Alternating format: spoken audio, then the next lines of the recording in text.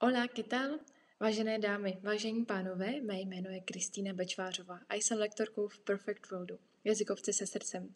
Vítám vás u tohoto španělského videotypu, který je tentokrát zaměřen pouze na 2 slova, a to España a Español.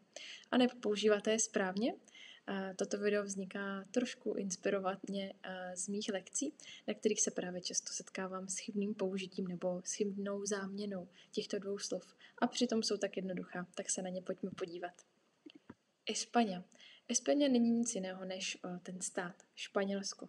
Tady nemáme tedy moc co řešit, můžeme se rovnou podívat na naše příklady. Vivía en España toda su vida. Vivía en España toda su vida. Tady říkáme, celý svůj život bydlel ve Španělsku. ¿Cuándo vas a visitar España? ¿Cuándo vas a visitar España? Tedy kdy navštívíš Španělsko? El vino rojo de España es el mejor. El vino rojo de España es el mejor. Tedy říkáme, to červené víno ze Španělska je nejlepší. Tedy España, Španělsko. Pokud mluvím o tom, kde bydlím, kam jsem byla na dovolenou, tak právě tohle slovo se mi bude hodit. Oproti tomu Español už může být trochu matoucí, protože má více významů. V první řadě to může být národnost, tedy Španěl, v případě Španělky jakožto ženy, a tady budeme mít Española. Zároveň to může být také jazyk, španělština, tady mluvím španělsky, právě tady použiju Español. No a v neposlední řadě můžu Español použít jako přídavné jméno, tedy španělský. Třeba jako v té minulé větě víno ze Španělska, tak bychom mohli použít španělské víno právě se slovem Español. Tak se pojďme opět podívat na pár vět. Se dice que los españoles son muy impulsivos.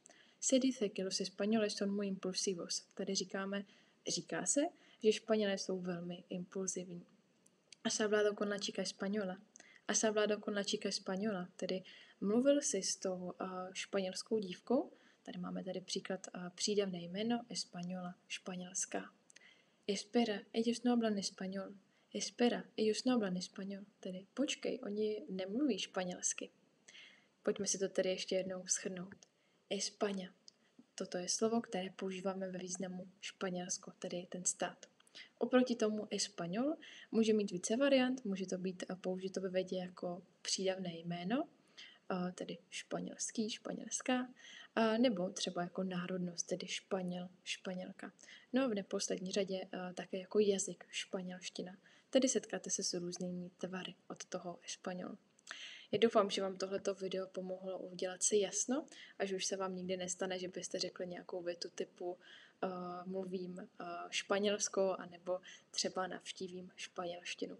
A pokud si chcete třeba tyhle slova procvičit, můžete nám napsat do komentáře nějakou příkladovou větu a jinak samozřejmě nezapomeňte dát like nebo odběr, ať vám neuniknou další videotypy. A já se na vás budu těšit zase příště. Pues muchas gracias y hasta pronto.